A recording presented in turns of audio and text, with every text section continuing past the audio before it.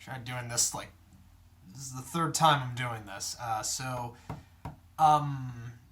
In case you guys didn't know, I just got back from a couple movies. One I'll talk about later on, and another, it's... Sorry.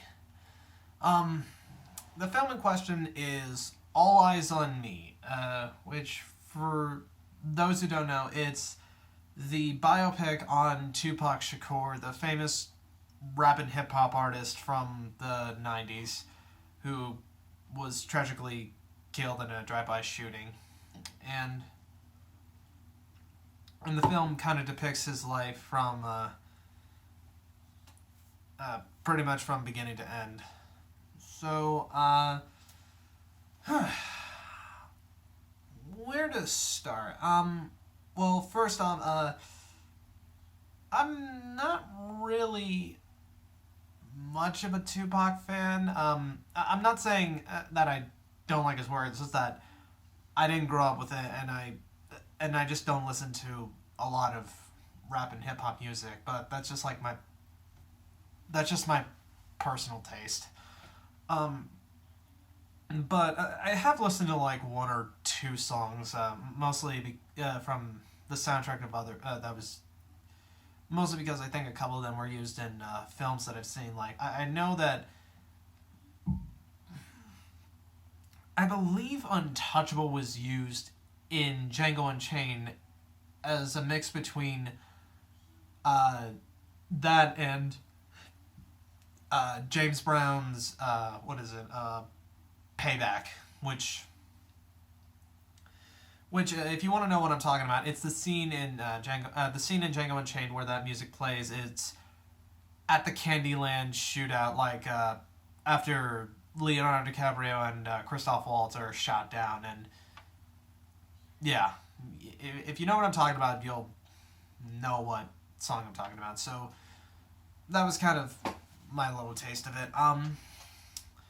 But going into I was originally going to see this at a pre-screening on Thursday night, but it got overpacked, so I didn't end up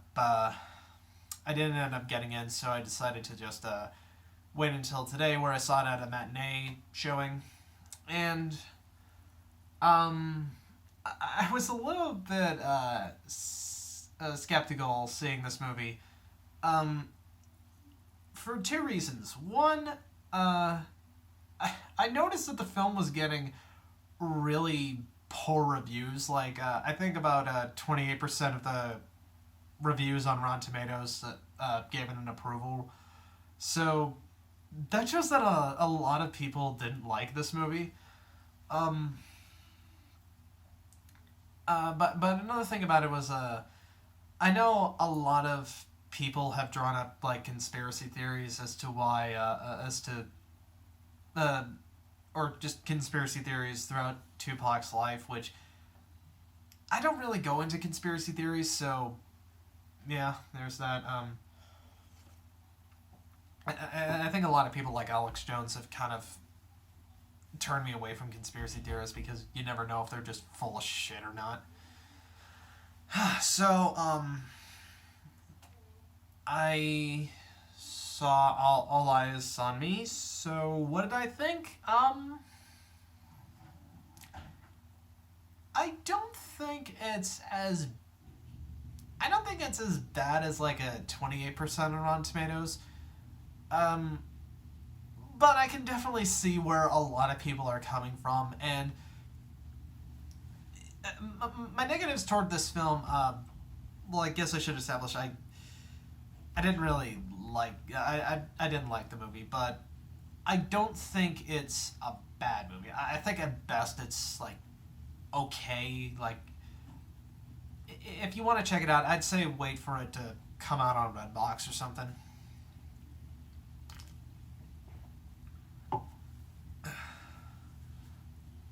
But and a lot of my complaints don't really have anything to do with historical accuracy or anything, because I know it's a biopic. I kind of expect them to not get everything right, and plus, when it comes to historical accuracy, you can't get any worse than uh, Wired, which is the terrible John Belushi biopic with Michael Chiklis. If if you know what if you don't know what I'm talking about, look up Wired on YouTube. I'm pretty sure it's available on there.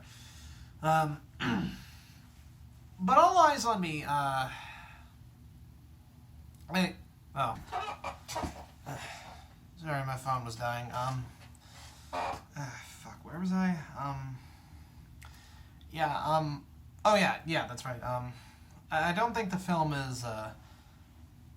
I don't think it's as bad as like a 28 or 30% on Rotten Tomatoes, but I do get where people are coming from with it.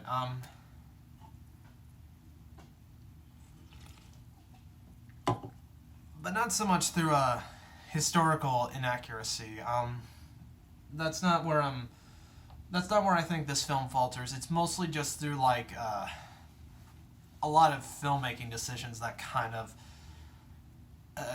that just kind of felt distracting to me. For one, this the way this film is edited, it's throughout the first two acts, it cuts back and forth. No wait, not the first two acts. The first half of this movie. It constantly it's cutting back and forth between this interview that Tupac is doing after he got arrested for a major crime, and he's telling like his story to this interviewer, and other times it'll cut like back and forth to it, and it just like the way it was done, it didn't feel natural. And then by the time it gets to the second half, where he's working at Death Row, where he gets the offer to go to work at Death Row Records, it then just it just goes on to being a straight-on biopic, where so it's like a lot of editing decisions just really felt kind of wonky. So it really kind of so it's like the first half just kind of messed with the experience watching this movie, and a lot of it, a majority of it does drag on heavily. Like, I mean, it'll either drag or it'll just like end too soon. Like, like for a good majority of it, it's focusing on like Tupac's childhood with his mother, and then it cuts to that moment where they're now in Baltimore, and it's going smoothly. It shows Tupac in like his art school or whatever. But then when it gets to them in California, it then cuts to him getting a big his career deal, like just right off the bat, and it just I don't know, the pacing of this just felt really, really bad.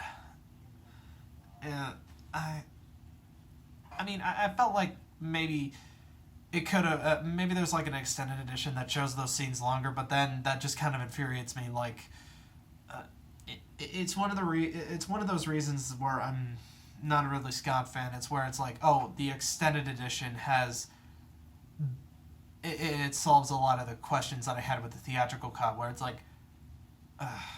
fucking hell. Like, unless that was like a studio decision, then that's fine. But if it's like a director's decision to have all that stuff edited out, then that's bullshit.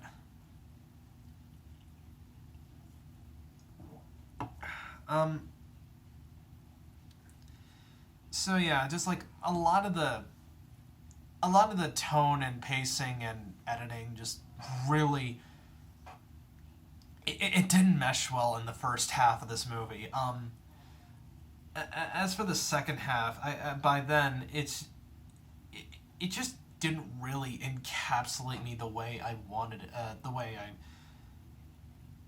I would have liked, and like, I don't know, it just after about like an hour and a half, or maybe even like quarter to 2 hours, I was just kind of out of it, and I feel really bad because I feel like this film could have been amazing, and you can really feel that from the performances in this movie, because that's the one major thing that really makes this film worth seeing. The performances are really damn good. What was his name? Demetrius Ship Jr., I believe. The guy who plays Tupac in the movie, he is fantastic. Like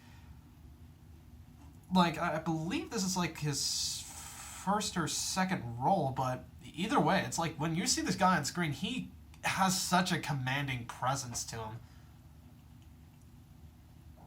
Like you believe he's Tupac in this performance, and he just, yeah. I mean, the guy's a really solid actor, and um, a lot of everybody else in the film is really damn good as well. Like uh,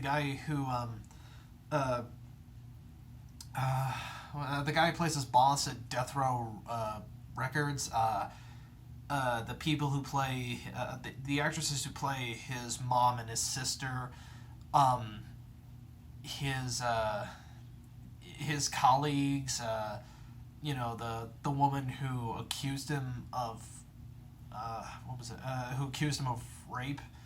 Like everybody in the cast is exceptionally well. Is giving it their all in this. Like you can tell everybody is giving it their all, because considering it's a biopic on someone who had such an impact on most likely their childhood. It's like everybody is giving it, they're giving it their all for this film. And I just really wished it was done in a I just wish the film was as good as the performances in the movie. Um, like, I don't know. I just like with the pacing and the editing, and like the film looks good. It definitely has the feel of the '90s. Although when it does go to exterior shots of Vegas, I get it does kind of throw me on. Like, it kind of looks like modern Vegas, I believe. I mean, I mean, I've only been living in Vegas for like, what has it been, 5 years now, 5 to 6 years now. So, I don't know. I don't know. Maybe that's how it was like back in '96, but I don't know. Correct. So, I don't know. This film was.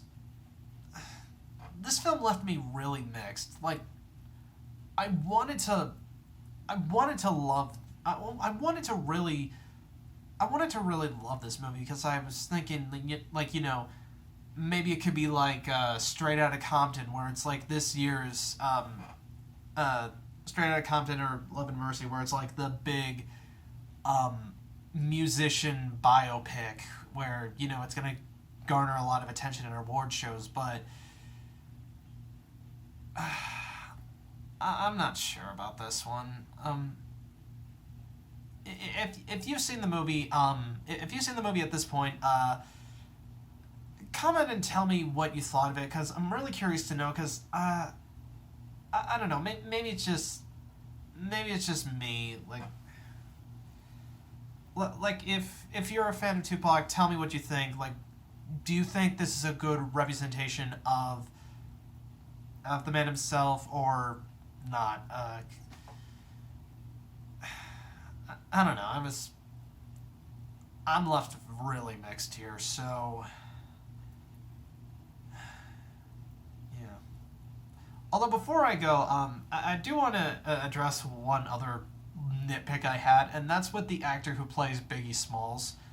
Um, I believe it's played by James